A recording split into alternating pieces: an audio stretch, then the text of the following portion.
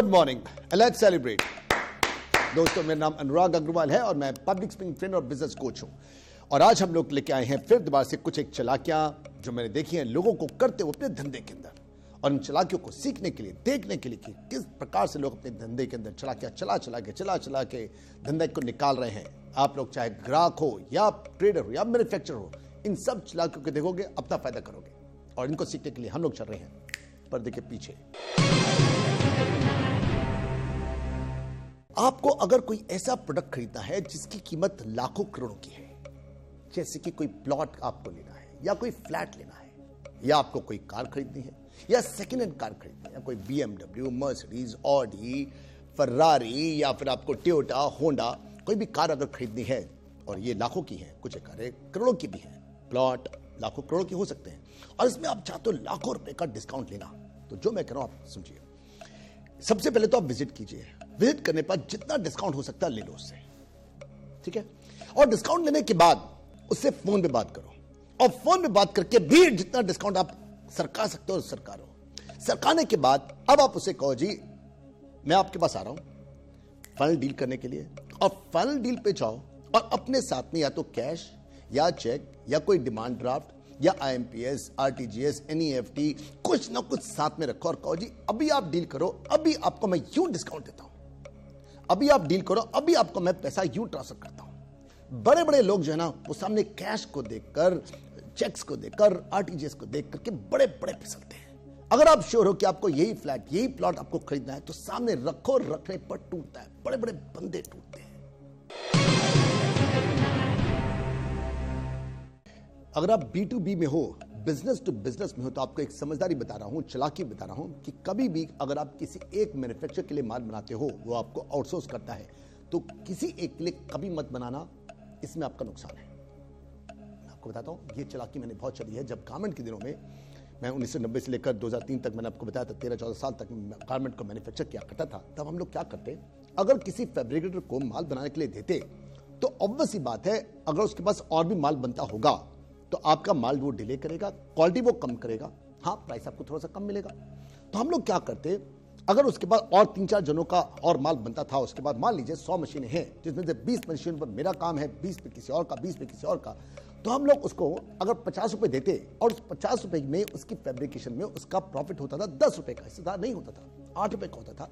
तो हम लोग उसको कहते भैया ऐसा है, अगर तो ये माल जो है इतने दिनों में बना के दे देगा, ये कंडीशन उसके सामने रखते इस ढंग से, ताकि उसको अपनी 100 की 100 मशीनें हमारे माल के ऊपर लगानी पड़े। अगर तुमने इतने माल को इतने दिनों में बना के दे दिया, तो हम तुम्हें 50 की जगह 65 रुपए देंगे।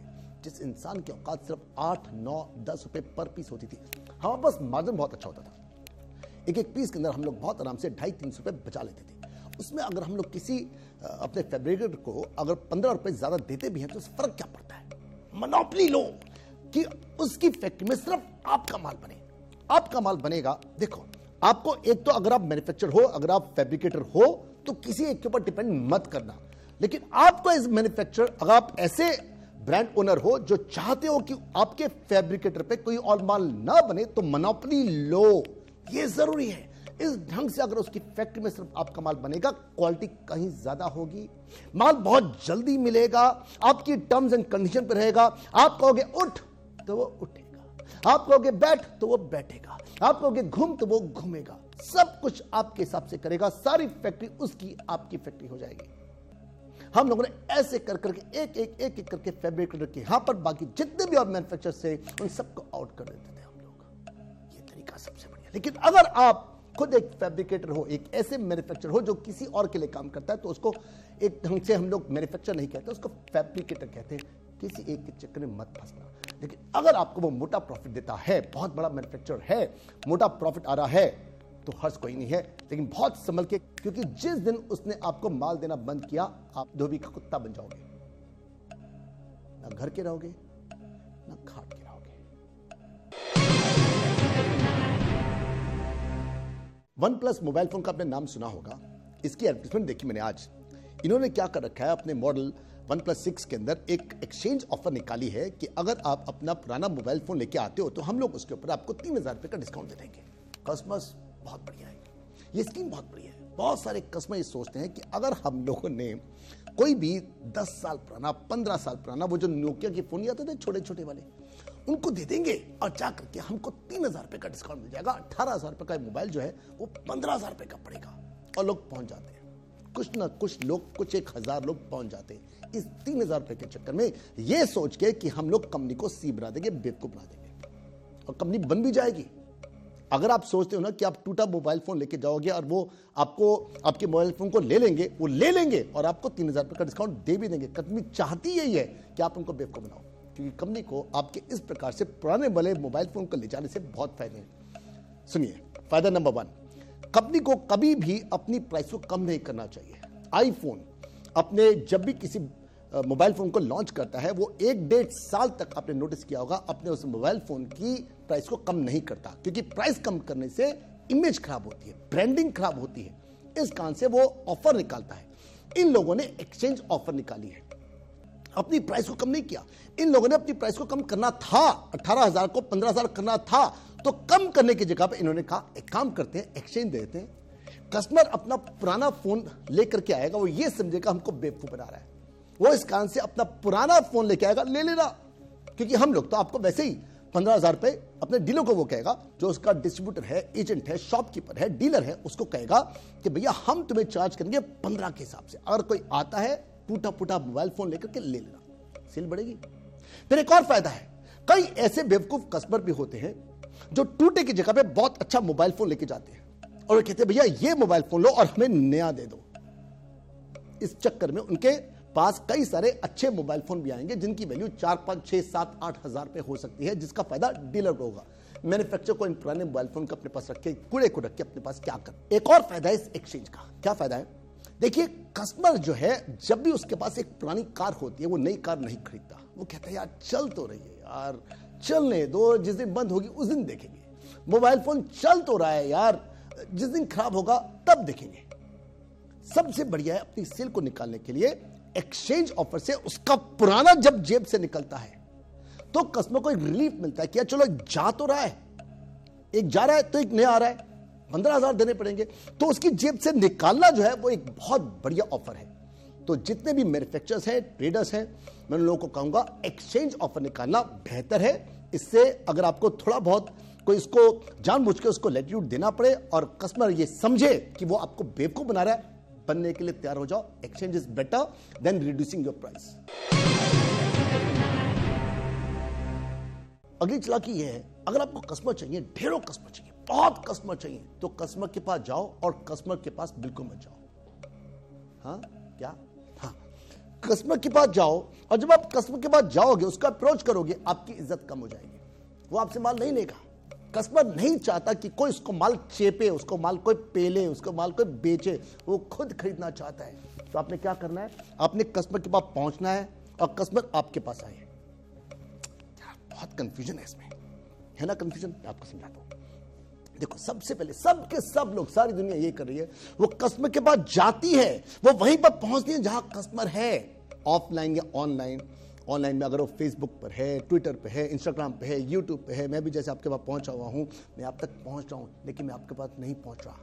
समझो, सबके सब लोग कस्टमर तक पहुंचते हैं, वहां पहुंचने के बाद अपने आप को एडवर्टाइज कराते हैं, अपनी पोस्ट को बूस्ट कराते हैं, फेसबुक को, लिंक्डइन को, ट्विटर को, इन सबको पैसे दिए जाते हैं जो आपको नहीं पता।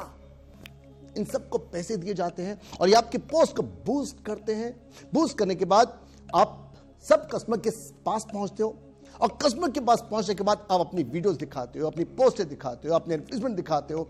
अब कस्टमर आपका फोन नंबर देखता है, वो आपके पास आता है या नहीं? यही तरीका सही है। ये कोल्ड कॉलिंग क्यों करते हो?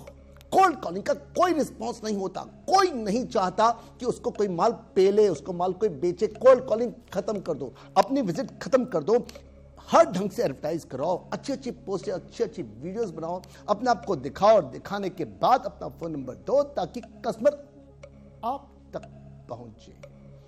आपने कस्टमर तक पहुंचना है, उन ग्रुप्स में जाना है, उन हर जगहों पे जाना है जहां पर कस्टमर आपका हो सकता है, वहां तक आप पहुंच गए। मैं इस बात को दूसरी या तीसरी बार रिपीट कर रहा हूं, वहां तक आप पहुंच गए। वहां पहुंचने के बाद अपने आप को छोड़ दो, उसको मार्केटिंग कहते हैं। उसके बाद कस्टमर आपको अप्रोच करे, ये स्ट्रेटजी सबसे बढ़िया होती है और इस ढंग से करोगे ना तो ग्राहक भर भर के आएंगे, और जो लेगा वो सिंसियर होगा। उसको नहीं लगेगा कि उसका माल कोई पेल रहा है, उसका माल कोई बेच रहा है, उसको लगेगा माल मैं खुद खरीद रहा हूं। ये हर कस्टमर के लिए जरूरी है ये मानना कि माल मैं खुद खरीदता हूं। अगर उसको लगता है कि माल मैं खुद खरीद रहा हूं, उसका इंटरेस्ट कहीं ज्यादा होता है, या जब आप उसको कोल्ड कॉलिंग या आप तक पहुंचते हो तो उसको लगता है उसको माल कोई बेच रहा है। All clear? इस बात को 2 या 3 बारी मैंने रिपीट किया है। अब जो आपको पॉइंट बता रहा हूं, ये ना कोई चालाकी है, ना कोई स्ट्रेटजी है, ये समझदारी है। ये वो गलती है जो मैंने की थी, ये वो गलती है जो मैं अब नहीं करता। चाहे आप B2B में हैं या B2C में हैं, दोनों जगह पे काम करेंगे। आपको आपके जितने भी पुराने कस्टमर हैं, ये सोच के अगर आप बैठे हो कि वो पुराने हैं, कहीं नहीं जाएंगे, हो जाएंगे, वो भी टूट सकते हैं। उनको रॉयल्टी पॉइंट्स दो, उनको बोनस पॉइंट्स दो, उनको अपने पास पटा के रखो। सब करते हैं। ये गलती मैंने की थी। मैंने ये सोचा था कई बारी कि मेरे पुराने कस्टमर कहीं जाएंगे, वो जाते हैं। उनको थोड़ा सा भी, कहीं पर भी एक भी पैसे का प्रॉफिट मिलेगा, वो जाएंगे। लेकिन अगर आपने कोई बोनस पॉइंट या रॉयल्टी पॉइंट रखे होंगे तो वो नहीं जाएगा। हम लोग उदाहरण के तौर पे लेते हैं क्रेडिट कार्ड को। क्रेडिट कार्ड कंपनियां जो है आप लोगों को न सिर्फ उधार देती हैं, बल्कि कहती हैं और खर्चा करो, जितना खर्चा करोगे हम लोग आपको उसके ऊपर पॉइंट्स और देंगे। हमारी कंट्री में ये जितने भी क्रेडिट कार्ड हैं, हम लोग को बर्बाद करने के लिए बने हुए।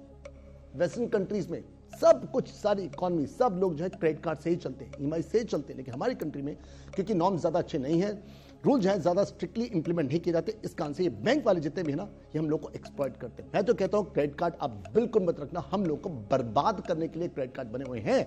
लेकिन अगर आप बैंकर हो तो क्रेडिट कार्ड बेचो, आपको अपना मुनाफा देखना है। लेकिन अगर आप क्रेडिट कार्ड लेते हो मत लेना। लेकिन खैर, सीखो इससे।